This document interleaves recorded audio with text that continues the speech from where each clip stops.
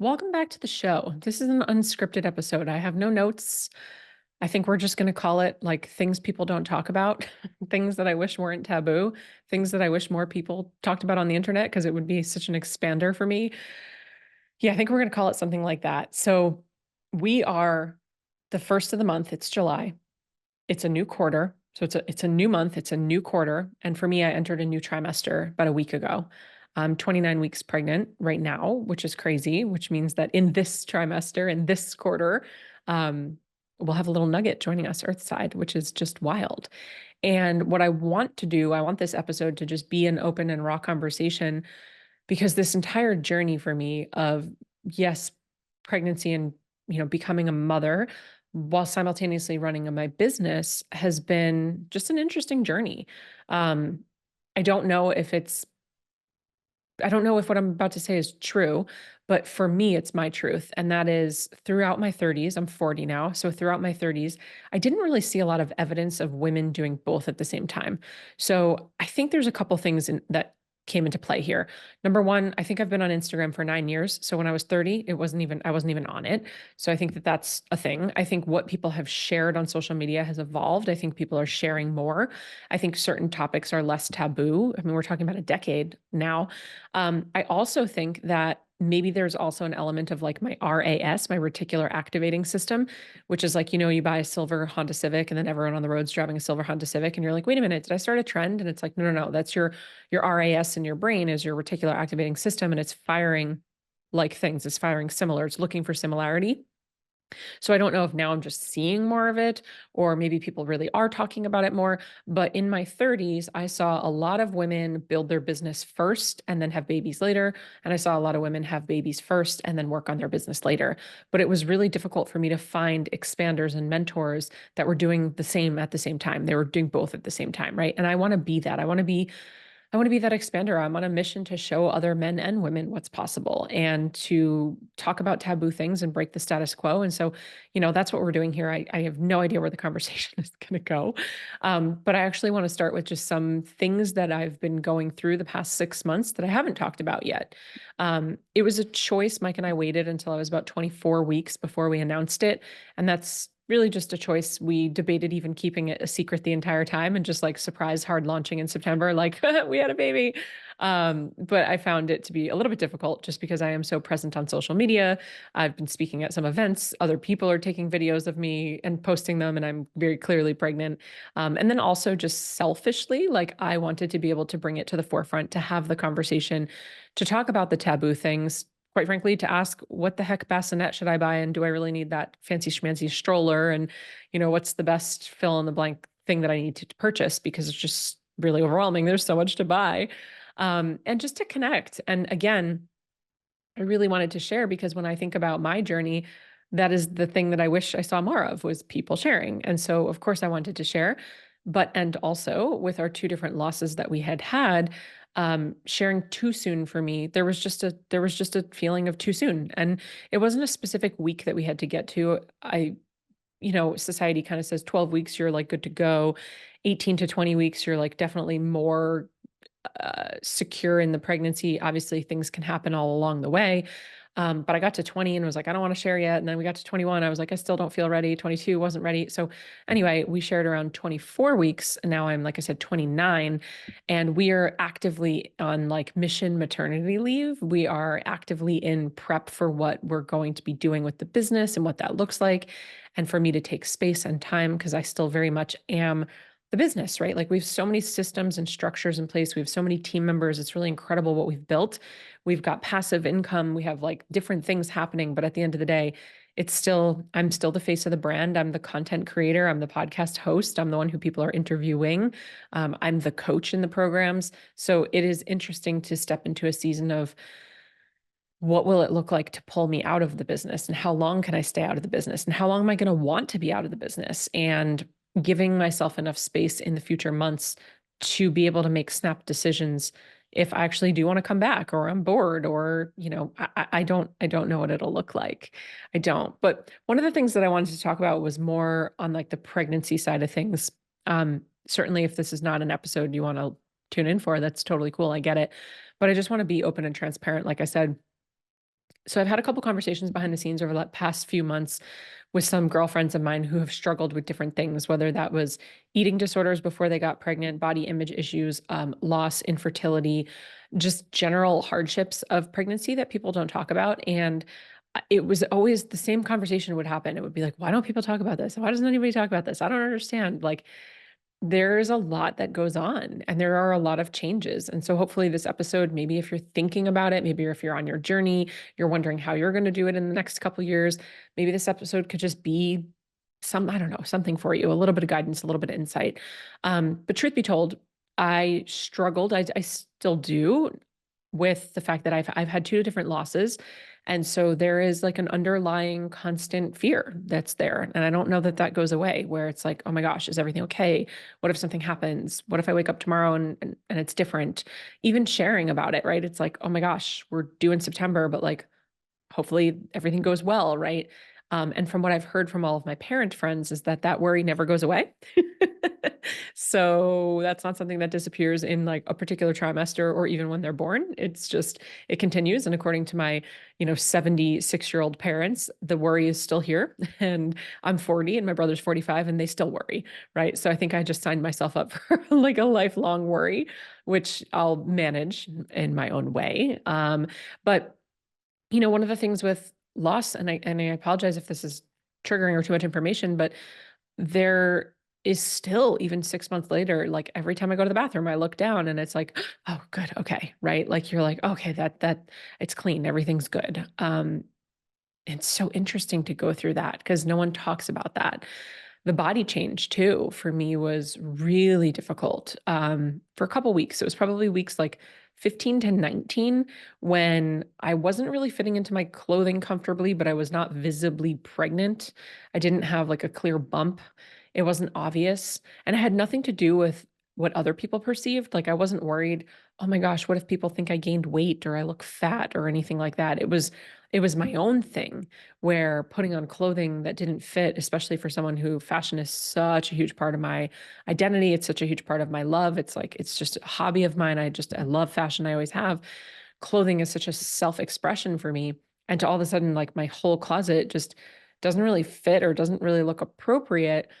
I started to feel this like shift in identity months before baby's even here, right? Like the interesting thing with motherhood, from what I'm experiencing with pregnancy, is like the second that you get pregnant, you're already stepping into a new identity. The second that you get pregnant, you're already giving yourself to somebody else. You're already um, just handing over so much of yourself, your energy, your identity, your body, like to this other being, where it might not be the same journey for Mike, my husband, right? Where we've heard from a lot of our friends whom all have kids, have had kids for a while. Sometimes the male, the dad, doesn't necessarily, or even the partner who didn't carry, doesn't necessarily like get it until they're holding it. And it might even be a month or two later until they're like really making that connection and that bond. And for me, in my experience, it was like the moment I got pregnant, then all of a sudden I'm feeling a different way and I'm super tired in the first trimester. And I had pretty bad morning sickness the entire first trimester. Not the whole 12 weeks, probably a good 8 weeks. And it wasn't just in the morning, it was all day. I'm very fortunate I was not throwing up, but like, my goodness, the only thing I could eat was carbs. And as someone who had struggled with an eating disorder for 10 years, who is very health conscious, who was a trainer for 18 years, who was a fitness model, that even was a really hard mental challenge for me because my brain wanted to do what I felt was right. Here I am growing this baby, like eat your vegetables, make sure I'm getting all my like protein in and really being mindful about my food, especially because I'm like tired and also really nauseous. So my workouts were kind of like, pardon the French, but half-assed. I was still doing them every day, but they were not great. And so like the mind wanted to do one thing, but the body was literally like, oh, hell no, like carbs it is, baby. Like that's it. I've been gluten-free for about a decade. And so it was just gluten-free bagels, gluten-free toast, Chex rice cereal, gluten-free English muffins, and that was pretty much it. Like I couldn't even swing. I'm trying to think if there was anything else. Like I couldn't even swing potatoes, which if you know me, potatoes are my favorite food, like in the entire world, cooked any way possible. I couldn't even do pasta. I don't really like pasta, but like couldn't even swing pasta. It was literally just like bread and cereal for 2.5 months. And mentally, what that did too was just, it was draining. It was exhausting. There was so much judgment for myself of like, I can't believe you're eating this stuff consistently. Like, of course, I don't care. I don't have like a problem with bread. It's fine. But like to just only be eating that, and like I literally didn't eat a vegetable for almost 3 months. So mentally, the toll that it took. And then the interesting thing was, as soon as the morning sickness subsided, that like week 15 to 19, all of a sudden the weight started to come on, the belly started to grow. And I'm just being transparent here. My brain connected the like, you did this because you ate all these carbs and you ate all this stuff and your workouts have been half-ass. And now look, like here we are, the result of your poor habits, and now all of a sudden you're like getting bigger. And it's like, obviously, that's not what's happening. And the duality of everything is really interesting because, especially after having two losses, the immense gratitude that I have for getting bigger. When I would be nauseous and I would say something, Mike and I would kind of like smile and we'd be like, oh, thank goodness. Like, I'm so glad you're nauseous. I'm so glad you're tired. I'm so glad that the belly's growing. It's like that's what's supposed to be happening. But that didn't stop or take away from any of the mental chatter that was going on. So yeah, weeks like 15 to 18, 19 for me were really difficult physically. I work from home, so I don't always get like super duper dressed up, but there were a couple times in those weeks where, we got dressed up, we went out to dinner, we had something to do. It happened to be my birthday. I had a ton of friends were in town as well as my parents. We had like a whole weekend of like activities, and all those friends knew that I was pregnant. But just getting dressed up and like not feeling like my best self and ordering new clothing, but not actually fitting into maternity clothing. I'm still not quite fitting into maternity clothing, but trying to figure out and oscillate between like what can I wear and what can't I wear. And at the time, I was still kind of keeping it a secret from the internet. So even when my friends had come, I had said to everybody, they're all big on social media. I said, pictures and videos this weekend, like, please just be mindful if I look pregnant, because I did look pregnant. It was like, if I look pregnant, please don't share them on social yet because we haven't announced it. And it just, it's this weird thing. And you're sort of keeping it this precious secret within the family, and it's so beautiful. And like I said, Mike and I debated like not even sharing at all, because it's so special and it's so sacred. But then there was also so many conversations that I wish I could have had out loud at the moment, and I could have, because it's a choice. I could have told everybody, but these were the conversations I was having on the back end. And I was having these conversations with girlfriends who also had struggled with watching their body change and also had struggled with feeling guilt or feeling bad, or the energy going up and down and the motivation going up and down. And it's like, it's out of your control. And looking at it now, like, obviously it's so beautiful and I'm so grateful. And it doesn't take away from how hard it can sometimes feel and how isolating it can sometimes feel. And I think that that's a word that doesn't get used enough either, after talking to so many girlfriends, where when you're in that weird period, for a lot of women, it's the first 12 weeks when they're not really sharing yet. It does feel isolating. Like, on one hand, it's this like super special secret club that you're a part of and you're like all happy talking about it behind the scenes. And it's like this special moment. But on the other hand, it feels lonely and isolating. And we're meant to just kind of keep plowing through and showing up. And, one of the things that we did during my first trimester when I was very sick, we had DBE Live, which is our big launch that we do every single year. It's in a studio. I'm on camera for 2 weeks straight every single day. And we had 4,000 people join us from across the globe. And I wouldn't say it's like a dog and pony show. It's not like that at all. But in the sense that like I'm on camera, I'm presenting for 2 hours at a time every day. It's a dog and pony show in that sense, right? And like full blown in the studio, camera, lighting, the whole thing. Sick as a dog, like between cuts, well, there are no cuts. I was live, but between coming in early and like hitting the record button, literally running to the bathroom, like just eating gluten-free crackers, just sitting down, like head between my knees, like so nauseous. And it's one of those things where I feel like we're just expected to kind of like keep going, obviously if you can't, you can't, but like people have jobs, you have commitments, you have other kids, you have toddlers at home. There's like an element of just keep going that is part of the job, right? Like it's just what we do. And so there's a feeling sometimes of that like loneliness, that isolation, which is really interesting.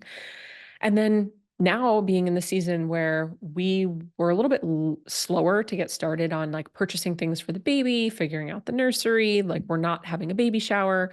I didn't want to put together a registry.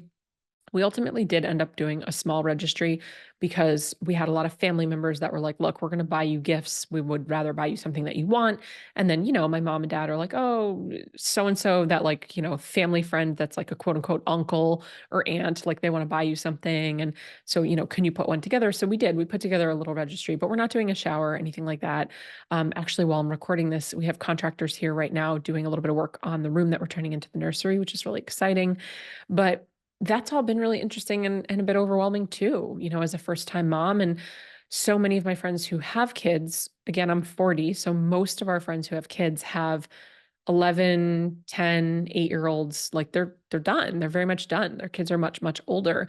And so even talking to some of my friends back from like high school and college and stuff who have kids, they're like, I don't even know. Like the rules were different 10 years ago. And, they're always changing the way the baby sleeps and use a sheet and don't use a sheet and put them on their back and put them on their belly. And like, it's just constantly changing. So a lot of the equipment and the tools and the things that people are buying or telling us we have to buy, a lot of my friends are like, that didn't exist. Like, I don't know what that is. We didn't use that.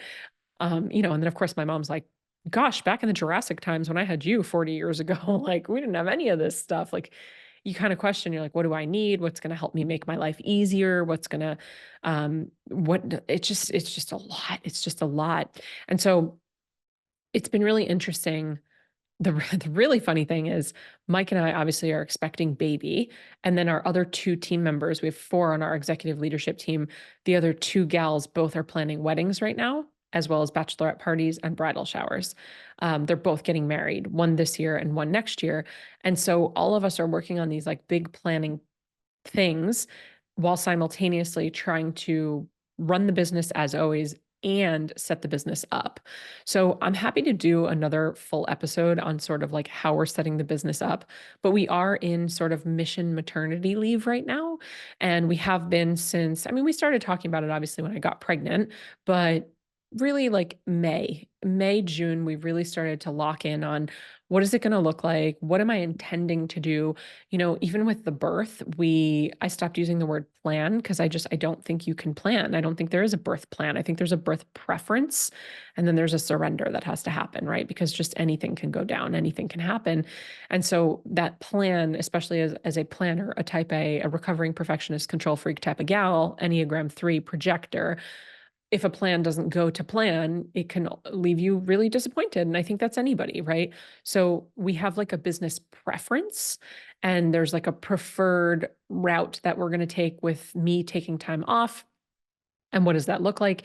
And how much off is off? Like, am I truly off or am I just not on meetings? Am I not hosting calls? So I will definitely do an episode on what we're doing, but what we are actively doing in this moment is setting up all of the other parts and pieces so that I essentially can take the rest of the year. So baby is due September 19th. Who knows when baby will come? But essentially so that we could take all of the rest of the year, September through the holidays, and really come back strong in January. Doesn't mean I won't work with the clients I'm already working with, doesn't mean that I won't be a part of our different mentorship containers, mastermind, or our membership that we have.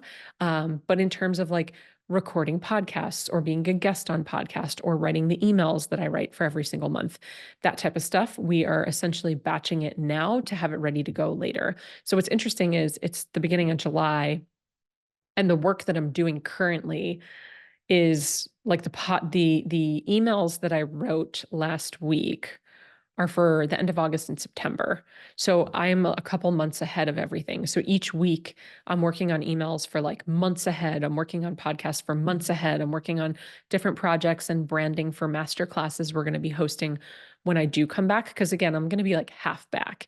I don't plan on just taking the entire rest of the year off sipping cocktails in Bali, but I won't be on like necessarily as many coaching calls. We won't be, I won't be on team meetings for a little while, but I also know myself and I have a feeling that I don't want to say I'm going to be bored because I'm well aware. I'm well aware that I'm not even aware how much work it is to have a newborn, but I do think that my personality type, I love working. I love what I do. I like being busy. I'm a creative. I like to be creating. I also really thrive and need adult time. Even when I was an elementary school teacher, like I need that adult time. So I have a feeling that I'm going to want to not fully come back, but come back sooner rather than later. But and also, we're fully preparing ourselves that maybe it's the opposite. Maybe I'm like, I don't want to come back at all. I want to be in this little bubble of snuggle and for as long as possible. So right now we're just kind of mission maternity leave, get the business as ready as it can be, whatever that means. Finishing up with some last travel. I will be flying next week. It will be my last flight for travel for a while, which is crazy because if you know me at all, you know that for the last, I don't know, I guess like my whole life, but certainly for the last 4 years, 7 years since I left my job, I fly every month. I'm traveling every single month. It's very rare that I don't have somewhere to go, somewhere to speak, a mastermind to be at, something to host.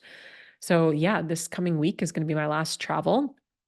And I'm definitely in like the nesting phase, which I didn't really understand what that was until it started to happen. And I think it also happened divinely because we moved into this new home and didn't really even get to finish creating it as a home because we were traveling so much during Q1.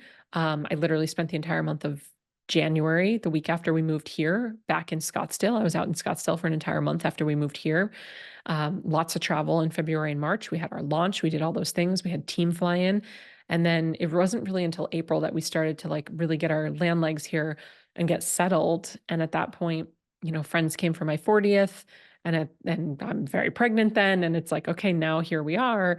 It's July and we're converting the room right now to the nursery. And there's just a lot of nesting going on where I'm super excited for travel next week because it's for our elite mastermind. It's our summer retreat for the girls up in New York City.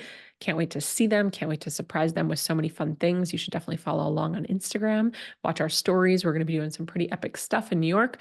But also, I really don't want to go anywhere. I'm like, I don't really want to travel. I want to be here. I want to set up the house. I don't know. I want to be home. I want to be home. I want to figure things out. I want to purchase things that we need and organize. And yeah, I guess that's what the nesting is. So that's been really interesting. My appointments also have now been, I switched over to biweekly. So I'm going every other week. So for the next, I think month or so, I go every other week and then I'm down to going every week, which is pretty crazy. So it's going really, really fast. I mean, at this point, I'm almost 30 weeks, which means, like this is the last push. So the whole thing has just been really, really incredible and wild. And it's been a roller coaster. And I just want to be open about the conversation. And I think I had shared previously too, and by a couple, I mean about 24 women had reached out when we did announce and they had asked about my IVF journey, which I thought was really interesting. I'm not mad. I'm not triggered. I'm not upset. I'm nothing. But I think it's interesting too, how we can create stories about ourselves and other people without even realizing that we're doing it.